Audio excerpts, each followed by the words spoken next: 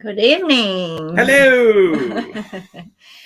Welcome to the Smarten show here on Messianic Lamb Network, School Pods Canada Facebook page, and YouTube channel.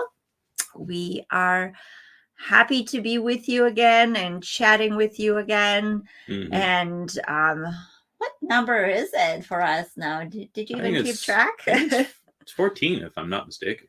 Alrighty, so we are back to chat with you about anything to do with parenting, education, and just anything concerning families and our children. Mm-hmm. And we just got back from a conference in Ottawa, a leadership conference, and we are really excited about a lot of the things we heard about the inspiration, the positivity, and just the concrete plans of how to achieve success as a community, how to achieve success individually, how to change the world, really. The founders of this company had come out of another business a number of years ago.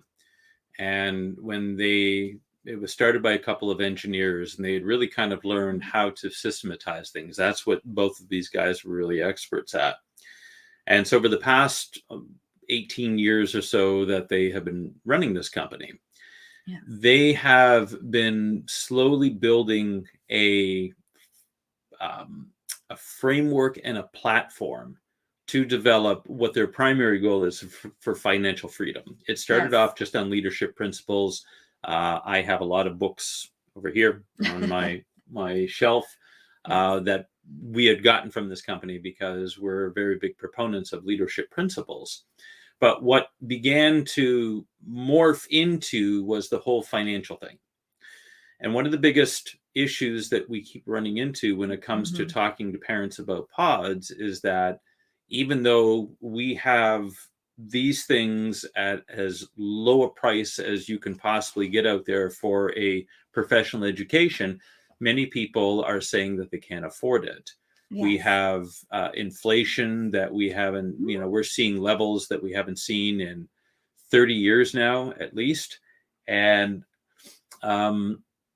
people are being hit hard. And so what this company has done, it has created a platform where people can start saving money. They can start learning how to plan their finances better. Yes. And also help people get out of what they have termed the financial matrix. And I mean, if you've ever seen the movie The Matrix, you know exactly what we're talking about, that this is the world that we live in. And the whole reason the Matrix series was made was to show everybody what they're actually doing to us. And every system in the entire reality that we live in, as it were, is based on that it's not really reality, if you know what I mean. Well, what is being presented to us is really not the big picture and the big plan. We are on a daily basis being tempted by products and to be consumers. And, the more we have been going through tough times here in North America, and really the whole world, but North America really, I think we haven't had the adversity that has been now hitting the world. Yeah. And so a lot of people are starting to find their comfort in things that could be bought with money, and it has become normal to borrow money from the bank, to borrow money to do things like purchase a home, purchase a car. Again, I always go back to the fact that I come from Eastern Europe. There was no such thing there. Now that there's the European Union, this has invaded Eastern Europe, and so the issue has come. The Western world issues have come into Eastern Europe. But I remember that though we did not have much, we lived happily because we did not owe money to anyone. Right. That was one of the things. And the other things, there was a lot of support of family. We have a lot of broken families now. And so one of the issues we've spoken to people in the past is when you have a family split in two, now you need two homes. for a unit that used to be one. And so now we're talking about housing crisis, people not being able to find housing, people not being able to afford their homes. And so now the rental market is becoming very competitive, which is supposed to be for the people who cannot afford to purchase a home. And so we're talking to a lot of families, and we're hearing the struggles, and our heart goes out to all those stories we're hearing out there. This is an engineered destruction of the economy to impoverish us all. And when people begin to wrap their heads around it, they know that this isn't all just happenstance. This is very intentional. Yes. I was speaking with a couple of friends of mine today about the whole war in Israel right now with Gaza. And I said, anything that you are hearing on the mainstream media, count on it that it is not the truth and that you're being lied to. Well, absolutely. And it is because, if you really knew the truth, you wouldn't subscribe to any of it. And there would be a lot more protesting than there currently is. Oh, my gosh. Now, I know that here in Canada, that's increasing. People are on weekly basis addressing their local governments or institutions. And that is really something that I think it's action. It is positive, the fact that people are trying to voice their opinions, that they're trying to encourage our society to really speak out. I think we're all going through similar struggles. But one of the things that we're seeing from previous examples of protests and people trying to really voice opinion in public meetings and so forth, that the freedom of speech, the voice of the Canadian citizen is no longer something that is here. It's not, and so while we are signing petitions, which I think we should be involved in such way. If we can't do anything else, at least sign a petition, be present at different demonstrations. But while we're doing that, we need to be building something on the side. Because no matter how much we go out on the streets and voice our opinions, if we are dependent on the government for our existence, they don't care what you then think. The government is not going to hear your voice, because they know that you have no other choice, and you can say what you want to say while you're demonstrating, but you have no leverage, really, when you're relying on social assistance, on things financially when it comes to the government. I know that there are initiatives being put together where people are exploring building into alternative societies. And, this is a big and complex thing. Just like we were listening in this conference, it takes a system.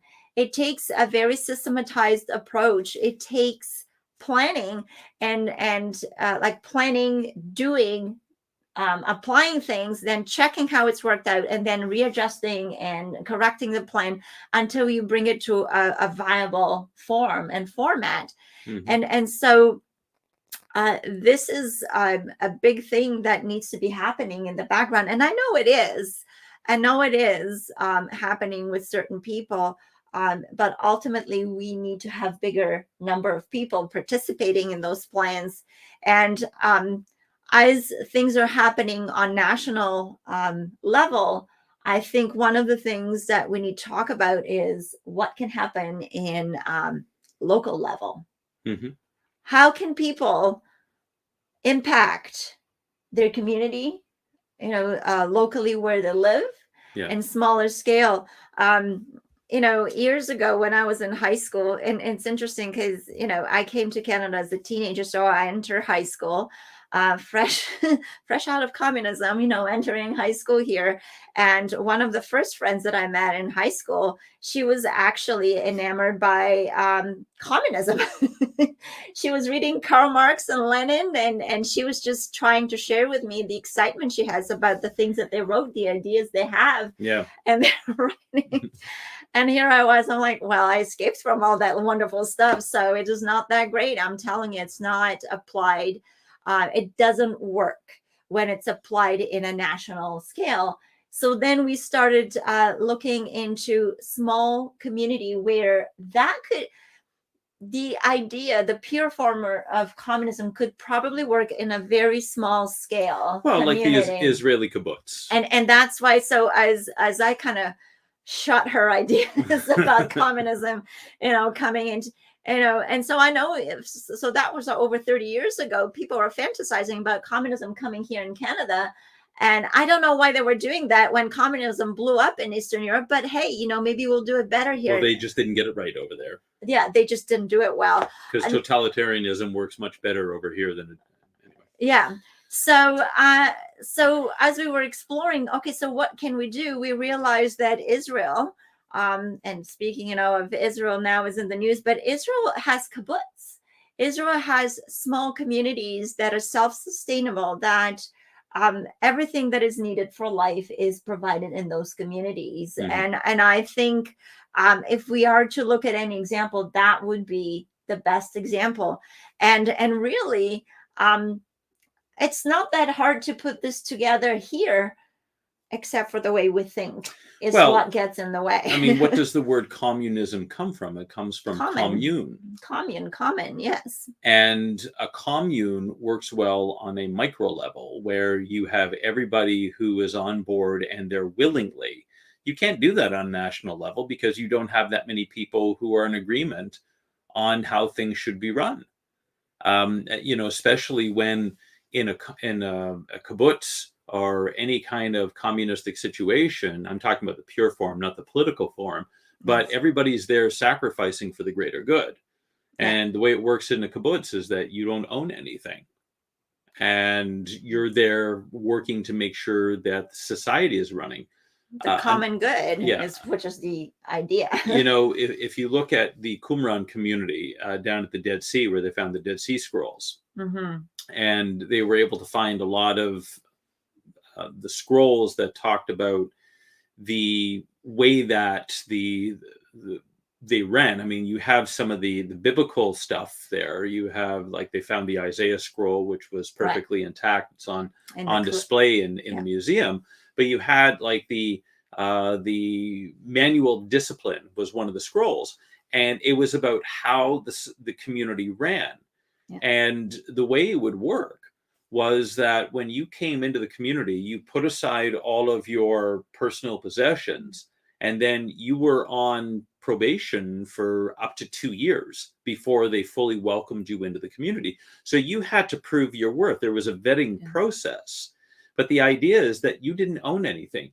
You were there strictly to make the community run efficiently so that everybody's needs could be met. But you can't enforce that on a national scale because there's too many factors, there's too many people involved, and you have personal egos and selfishness because human nature is selfish by definition. Yes. So unless a smaller community feels a strong sense of togetherness, a strong sense of same purpose. And actually, being the teacher, I went into the dictionary to take a look at the definition of community. So I think if we are going to speak about community and really independence and freedom, we need to understand what's the purpose of a community for it to be formed. So there are two parts of the definition. So number one, community is a group of people living in the same place or having a particular characteristic in common.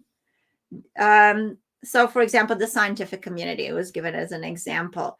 So same place and having something in common. And part two of the definition is a feeling of fellowship with others as a result of sharing common attitudes, interests, and goals. So the sense of community that organized religion can provide, for example. So the things that jumped at me as community is people have to be in the same place. They'll have to live in the same geographical area. And it can be too big of a geographical area because then the sense of community is being lost with distance. Yes. the whole saying, with distance the heart grows fonder or something like that. Well, that's not true. I mean, Well, it's absence makes the heart grow or fonder. or the absence or whatever. But the thing is, the more we interact with one another, the more our relationships become closer, and we feel sense that we do life together. So it's geographical location, but it's also having characteristic or attitude or interests in common, or goals, beliefs. They gave an example as a religious community.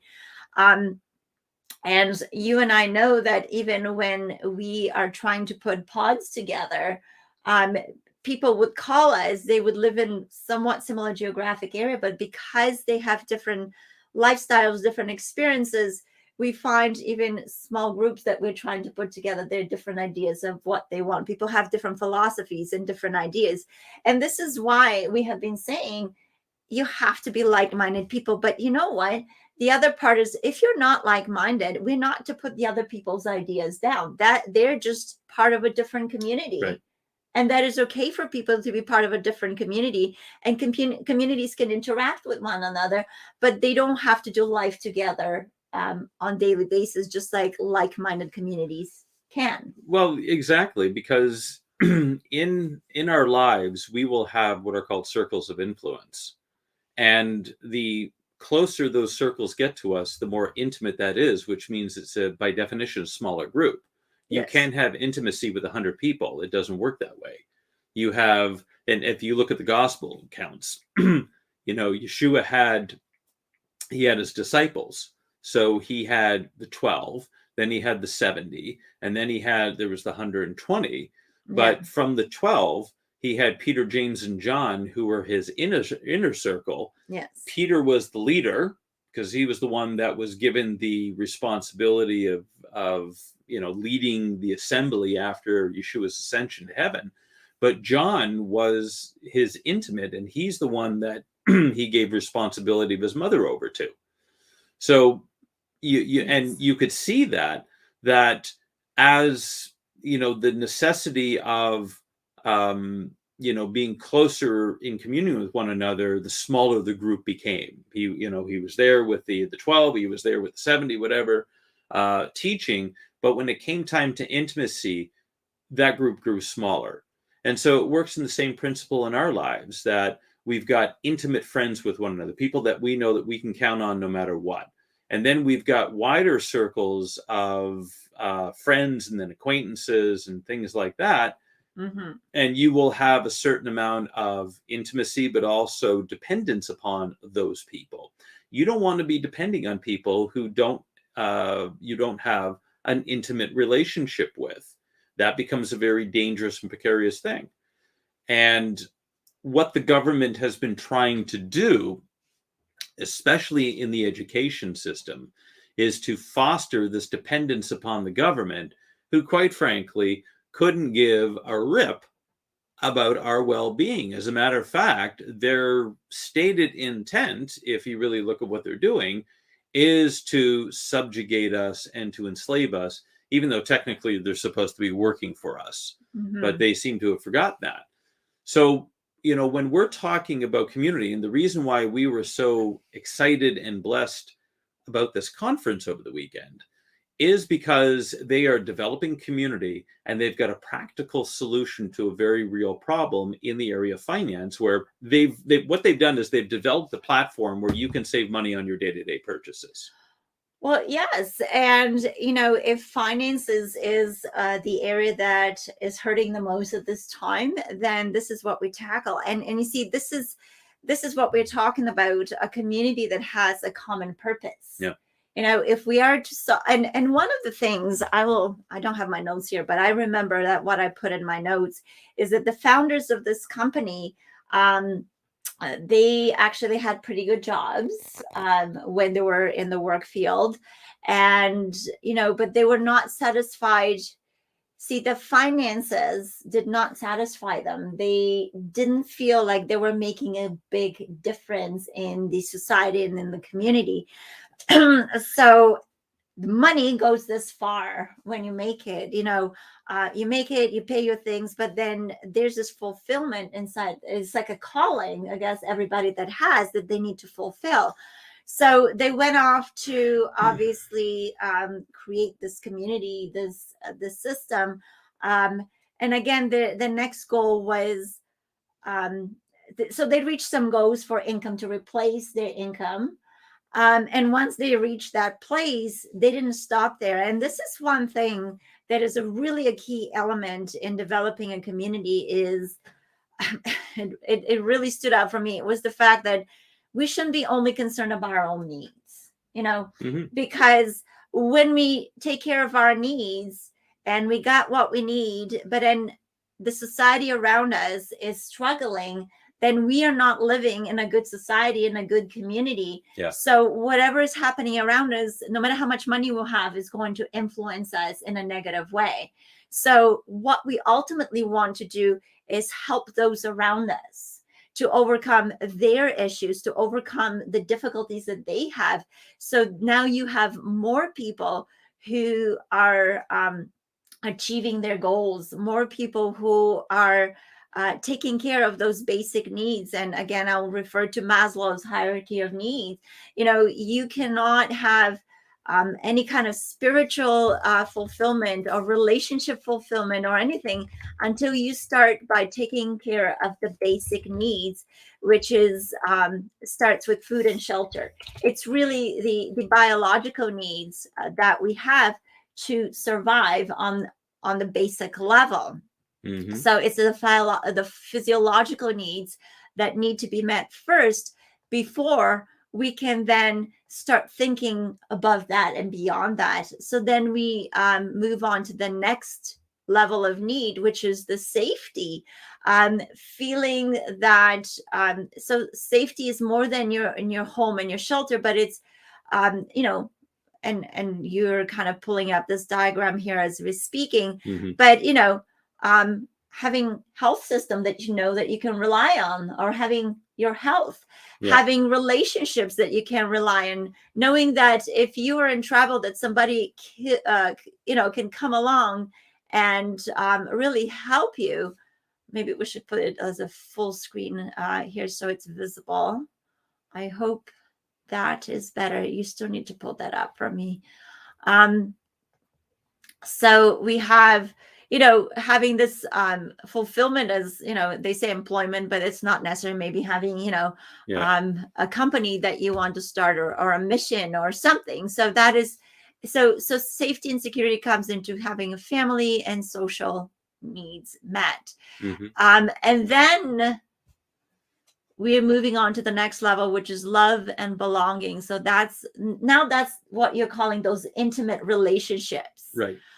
This is where you have friendships, family, intimacy, sense of connection to, and throughout the weekend they were talking about that. So many people have Facebook groups that are hundreds and thousands of people, but how many of them are really intimate friends of yours? They're not. They can't be. We can't be so connected to this is the whole purpose of having a family. One person really dedicating to another person. Yeah, I mean, years ago, now I hardly use Facebook at all, but many years ago I decided to take my birth date off because everybody on my list would get a notice that it was my birthday.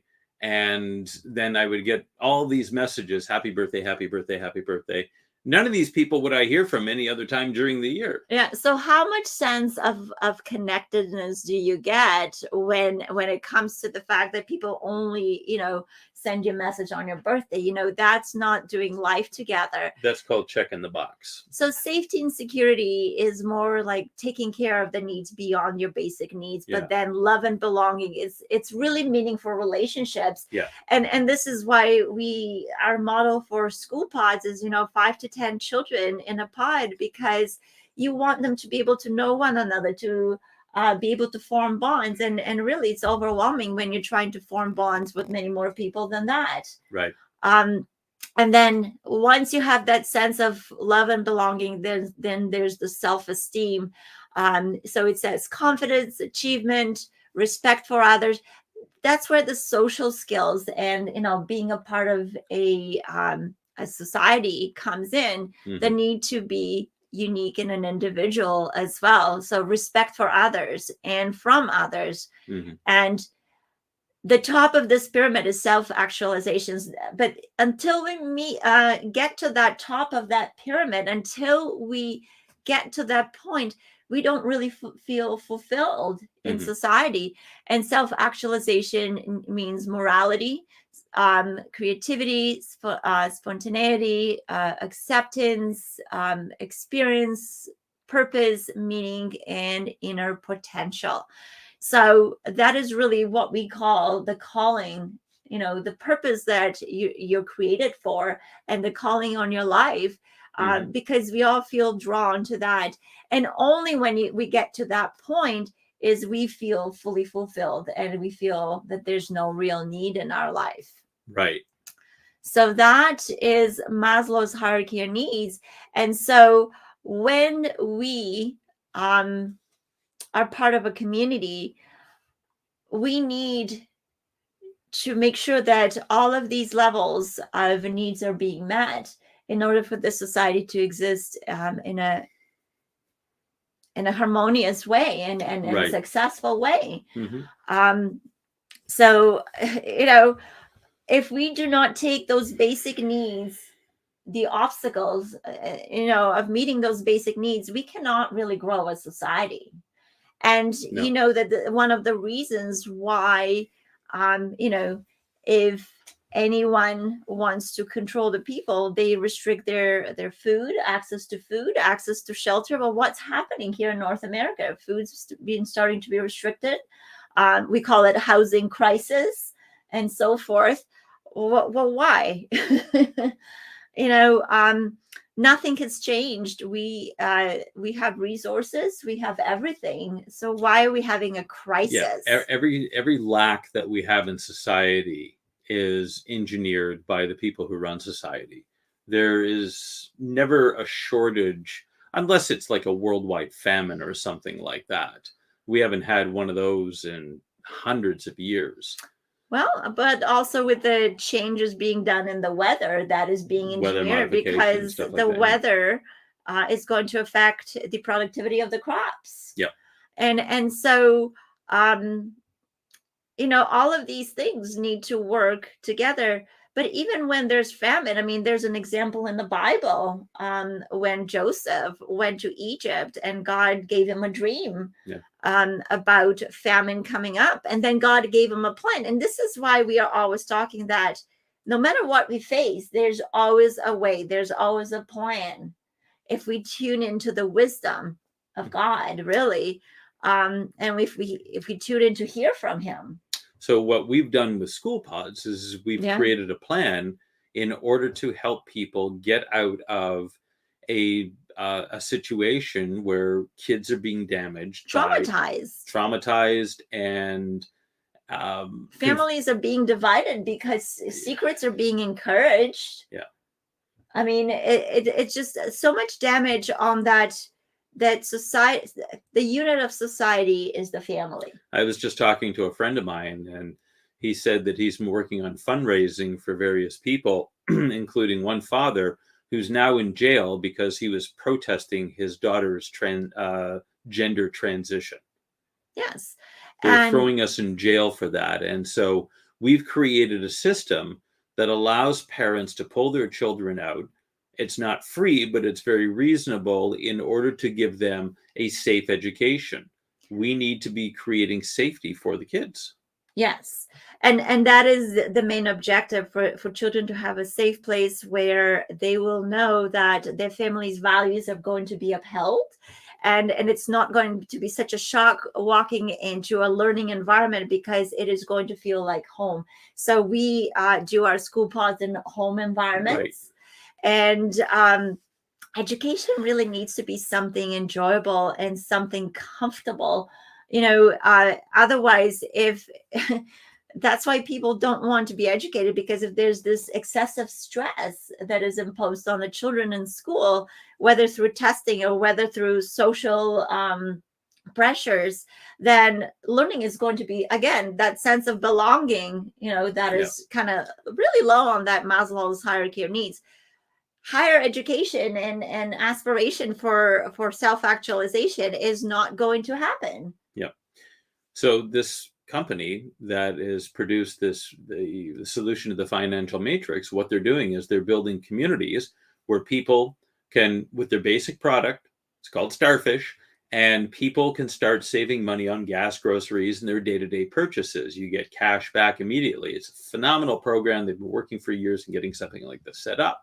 Yeah. But where the magic really happens, I mean, listen, if you save 20, 30, 40 bucks a month on your purchases, that's wonderful. That helps. Yeah. But what really makes the difference, and all the leadership material that they've also included, is that marriages get saved and people's faith grows and stuff like that because of the community. It's the belonging. It's the people gathering together who are like-minded, and the tools have been provided through what this company has put together over the past 20 years in order to provide people with getting free from whatever bondage they may be in. Yeah. And so as we're in, it's been about 6 years since we were at an event like this, and we went back for the first time, and being there was just so encouraging and inspirational. Well, just knowing that other people are trying to free themselves alongside with you. And another thing that is really wonderful about this community is that there's a team approach, a very systematic team approach, where everybody benefits. There's healthy competition, but ultimately when one succeeds, everybody succeeds. So that is a key element in structuring your community. Yeah. But the thing is, if we focus on meeting our basic needs and we stop there, then we will constantly be fighting to meet our basic needs, because unless our thinking changes, unless we start prioritizing what's important in our life, we will be wasting our money and time away on things that are not important, and we'll continue being unfulfilled because we will not be able to have money and energy to pursue our higher calling and our higher needs. And the system that we've been operating in, some call it a Babylonian, Nimrod, all that kind of thing. And it's never been in our favor. It's always been run by people who have disdain for us. But now what they've done is they've enacted it to the point where it's physically, we know that it's harming us. We know that it's destroying us. There is no question anymore. You look at the education component, and kids are being taught things that even 10 years ago would have been considered madness. Yes, it's confusing them, to say the least. Because even my son today was talking about furries. And that, children who identify as animals. Children are not animals. Yeah. And it doesn't matter what you identify with. But you've also got the financial thing where openly governments are now giving money to immigrants, and they're taking it away from us because they're trying to replace us. They're at war with us. Every aspect of our society has now come against us. And so what's the solution to that? We create new societies. We create new systems. You don't like the education system indoctrinating your kids into something you don't agree with, you take them out. You don't sit there and continue to fight against the system and shout, because you're no better than Don Quixote at that point. They're not listening. And so that is why, but unless we take the time to learn new information, to learn what needs to be done, because unfortunately, when we speak to a lot of parents, they haven't had to make choices and decisions about their child's education for years. And all of a sudden they're having to do so, and they're at a loss. And listen, life is busy, we understand, but then find someone who is, I guess, a specialist at something, someone who's a professional, who has the qualifications and the knowledge and understanding that you're looking for to make good decisions. Right. We need to understand that now. And this is kind of something that I say to people. So I haven't even shared this with you, but a friend of ours just shared that her youngest son, so they have 4 boys. Her youngest son was having issues walking, and they went to a hospital and they found out he has leukemia. And now they're looking into treatment. And she just said how her life changed all of a sudden, just by this news. And so what I was trying to go with that is that they obviously have to trust the professionals, and they have to reach out for help. Mm-hmm. And the thing is, when those needs arise, now the community needs to step in. Just trying to remember now the point I was trying to make with going to a specialist, right? And that's what I was talking about. Right. And so we need to go to those people and trust, just because we can't fix those issues ourselves, right? We have to. But the thing is, the point I was trying to make is, so if somebody has something like that, like news like that coming into their family, and I know that that our friend now is going to have expensive treatments or something that's going to have to come up. So if you receive news like that for your child, their health is, at a risk at this point, and that requires money, will you find a way to find money for that treatment if it's, life-saving treatment? And most people say yes, they will. I mean, they'll sacrifice whatever. We've heard of families selling their houses in order to get medical treatment. So all of a sudden this becomes important to people, and they find a way. And those people don't have money, they're not rich, but they find a way. So I parallel that with what's happening with children in the public education system. They're being damaged, their mental health, their physical health, and then you cannot guarantee they will remain intact and not going to be missing body parts by the time they're done with the education system. And you won't know about it. And you're not to be consulted. I mean, there's a fight now for the parents to know about these things, but not only to know, to be consulted about it. And so if this is a sickness that is being put on our children now, it is a life-threatening sickness by them being taught things that are going to question who they are. What happened to embracing who you are and trying to find out more about who you are? So a lot of these children become suicidal because they're taught not to be happy with who they are, and not to be satisfied, not to accept who they are, and to imagine things. But we can live in our imagination this long before reality hits us. And now we have mental illnesses. Now we have suicidal tendencies. Now we have physical illnesses. Now we have hopelessness. All these children realizing they made choices at a young age that they weren't mature enough to make. And so this is the time for you to figure out how you're going to save your children's lives. Right. This is it. If you need cancer treatment, you will find a way. Now let's find a way. Okay. But the best way is what this company is saying: working together as a team, working together as a community in the same geographic area with similar goals. Everybody now has the goal to save their children's well-being. Well, yeah. And, the founder of the company, someone was saying that he's probably making about $1 million a month now. As he's built this thing. He doesn't need any more money. He's got the next 3 or 4 generations of his family all set up. And so why is he continuing to do this? I mean, he was doing a meeting at 11 o'clock on Saturday night. He continues to go out and inspire. And you know what? He reminds people, because people say, well, you're making a lot of money. And, I heard some people chat around me. They're so rich, He was poor. He rose out of that by the effort he was putting in, and by finding people who are going to run with him. And he wouldn't have done that himself unless he had a team to work with. We have to help one another. We have to stop being selfish, because you know what? Because of the people who ran with him and help him rise up from his circumstances and come to this point, he is continuing to go around and speak and inspire and give out of his time and energy. they have this charitable organization now, the way they're putting money where it's needed. Yep. And you know what? He's making his money the same way that everybody else who's part of that company is making. He's not sitting at the top of the pyramid, as it were, like in Maslow's hierarchy of needs, and getting all the money in. He makes his money the same way that everybody else does. But what he's doing is he has got a vision. He's got a cause.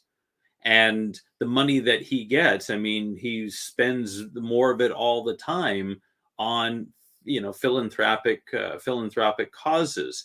They built a second house on their property down in Florida so that they invite people from the company down to train leaders but also to spoil them. I mean, they get a private chef, and you've got the spa and everything else. And when are we going? Right. So we're going to just climb up that pyramid to get to that point where we get all these pampering things. Because you know what? We are meant to enjoy our lives. We are not meant to be in constant struggle. No. But you know what? That's the devil that does that. But sometimes it's worth it to struggle for a time when you're struggling towards a goal and with the cause. If you're just struggling without any goals, without any cause in your mind, you're just struggling. Mm-hmm. Because unless we have a goal, and this is one of the things, it's really this company that inspired me to introduce life skills into School Pods Canada, right?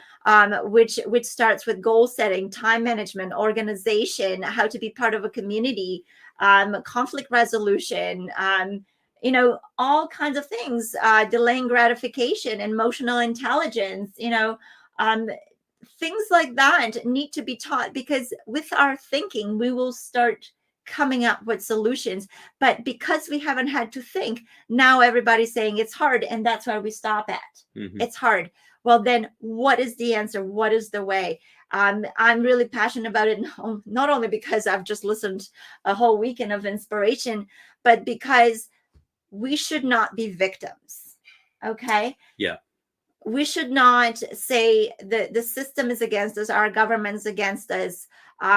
Okay, then let's create something that is going to make us not dependent on those who are coming against us. Mm-hmm. By us doing nothing, that's what we will achieve. And so you've got all these people, part of the freedom movement, who are complaining about, what's going on. They don't like what's happening in the school boards, the sexualization of our kids, the indoctrination, everything else. Yeah. And what they're doing is they're going and protesting at school boards. And, now you're getting people who are being banned from these meetings altogether, but their kids are still in school. Yes. If you find it that is unacceptable to you, what is being done in schools, then school should be not acceptable to you. And so now we need to, and I understand there's now loss of trust. And so people, when they call us, well, mm-hmm. we want to know every single detail of the pods. They're not realizing that the purpose of the pods is for them to come in, roll up their sleeves, and create the schooling that they desire for their children, and find like-minded people. And we're just there to assist and provide that system mm-hmm. to make it possible, because we have thought of the different details that need to be considered before a pod comes together, and in order for make it last. Because pods can come together by people just saying, oh, we're not happy, let's just do something else. Right. But if there's no planning, if there's no system, if there's no proactive thinking, then what happens is they fall apart. We want to create lasting communities, and we just need to listen to some successful thinking coaches. We need to read books that have promoted success. I mean, when I started looking at schooling, I looked at articles like what was common of this education of people who are successful nowadays. And most of them were in private schools, mm-hmm. where success was being taught to them. Success was being expected. Is success being expected and taught in public school right now? No, they don't. the scariest thing for a tyrant is an independent thinker. Yes. And so the public education system has been dumbed down to the point where they've done standardized testing, and then they've taken out marking, and they've taken out competition, and Failing is not possible. Failing is not possible. You just push the kids through. They put fluoride in the drinking water, which is a neurotoxin, and it dumbs people down, lowers their IQ. But there's all kinds of all of these around things, us. and you got the spraying in there. So you've got this entire war against us from all fronts in order to make sure that we are docile. They're putting chemicals into the water that reduce testosterone, because the scariest thing for a tyrant is independent thinkers. The really scariest thing for a tyrant is an independent thinking alpha male, because when a man rises up and says enough is enough, then there's trouble. Well, an alpha male has gotten a bad rap. Male toxicity. Yeah, because you know what? An abusive male is not an alpha male. It's actually a coward. Okay. Yeah. Let me say that straight. We are getting it all wrong. And so because of that twisting, just like conspiracy theory, tinfoil hats and stuff like that. Listen, we got to look at the facts. I know. I saw a video one time where a guy actually put it on to do his broadcast. Yeah, maybe we should do, but all the definitions have been changed, just like gender dysphoria used to be a mental illness, and now it's actually something we should encourage, and everybody else who comes against it is transphobic or whatever, a hater. We have to stop. How can you hate something that doesn't exist? Well, I mean, the other thing is, how come if your genitalia doesn't define gender, why do you have to cut your genitalia to reassign your gender? Yeah. Anyway, we have to go back to thinking clearly, thinking logically, and it starts with literacy. It starts with teaching children how to read, how to analyze what they're reading, how to answer questions about it, how to do math, how to think logically. Education is thinking. Mm-hmm. It is the principles of thinking. It is it's taken years to discover things. We need to learn them instead of twist them. If children being taught twisted things, they will have no reality, and no wonder they have mental illness. If they're taught unreality, then mental illness is the next logical step. Let's not pretend that our children are going to be okay if they're being taught unreality. People have nervous breakdowns when they can't deal with reality. Well, if you're teaching them something that's unrealistic, if you're teaching them something that says, well, you're not really who you are, that's going to create confusion. And when confusion comes in, you have got what's called cognitive dissonance. There's a war that's going on between what your soul really knows to be the truth and what your conscious mind is saying, well, no, this is the reality. We all know what the truth is. And you are at war with yourself, and that will cause eventually a complete breakdown. And that is what the intent is. If you confuse all these kids, they can't stand up and fight against what they're really trying to do. And there's the conscious and the subconscious, and just so being in unreality and twisting facts and making science subjective thing, because it's all about what we feel today. You know what? Our feelings are subjective. They're not the ultimate truth. So even if I feel like male or female, that's not the ultimate truth. Okay. And we need to stop doing that, because, Christians are being criticized for believing in God that nobody can see, mm-hmm. and so people, people don't think God is real because they can't see him and touch, and, there is physical evidence of God, everything that's being created, because you know what? None of this is coincidence. None of you are a coincidence. Everyone is with a purpose. You can't have a purpose if you're a coincidence. And you know what? What an empty life it is to think that you're just a coincidence. Well, and it leads to nihilism, which is, people who are nihilists end up committing suicide because there's no point in continuing. Why would you go through all of the struggles in life that we do if there was no purpose in it? If all you're going to do is become worm food after this, and there's no eternal destiny or anything like that, because to be honest, some people talk about a legacy and everything else. If there's no consciousness after death, then who cares about your legacy? You're not going to know what that is. Yeah. But if there is an eternality of the soul, which there is, then your legacy will be very important, because that will determine how you spend eternity. Your purpose needs to be driven first and foremost from the knowledge of the person who gave you that purpose, which is your creator. Well, and having accountability, a moral accountability. The reason our society is falling apart because there's no moral accountability to a higher being. And why would I care about what anybody else thinks if there's not going to be a judgment day? Now, a little side note here, because a lot of people want to create God after their own image.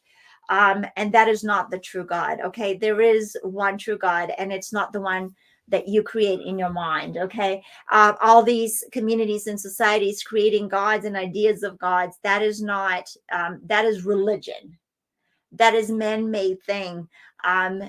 We're talking about divine made thing, which is the whole universe. So, but ultimately, what do we want to do with this talk? We want to encourage you that there is a purpose. Mm-hmm. You are existing and living in this historic time because it is up to you to make a difference in your community right now. It is up to you to lay the foundation for freedom for the next generation. And I'm afraid to tell you that having them in a public school right now, it is not the way to create a healthy, viable next generation. Nope. And so let's start looking at what can be done. Of course, one of the things is calling School Pods Canada and talking to us. We will inspire you because we know we read and listen to people who think successfully, who have been associating with others who have succeeded. Because you know what? I'm not looking at what people have right now because of their success. I'm looking at how they got there, and I'm going to learn those success principles. Mm-hmm. How are we going to make successful societies? We need to understand what works. But ultimately, we have to abandon selfishness.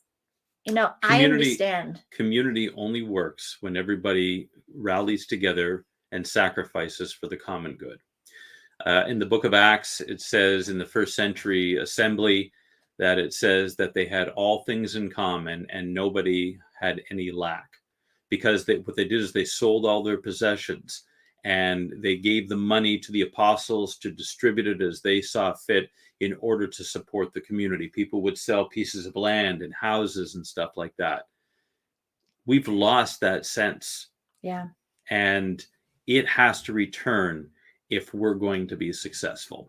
Yep. Think family, think community. Yep. Don't think self, because self, what was it? The U.S. Army of One? Yeah. They die quick. Try sending an army of one to any of the conflicts we have in the world right now. You know, there's no soldier that can't fight a battle on their own. Yeah, you need army. The Rambo thing and the John Wayne anointing does not exist. It's a fallacy. Mankind was designed to be in society, and society is based on community, and the community is based on family. Yes. And so when you build up the family and create healthy families, then you create healthy communities. When you create healthy communities, you have healthy societies.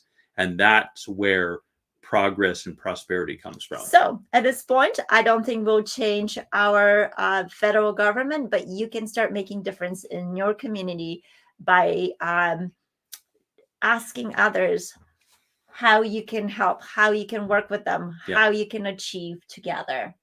And on that note, we thank everybody for joining us, and we wish you a good week, and we will be back next week for another episode of Smarten Up. Have a great week, everybody. Bye-bye. Bye-bye.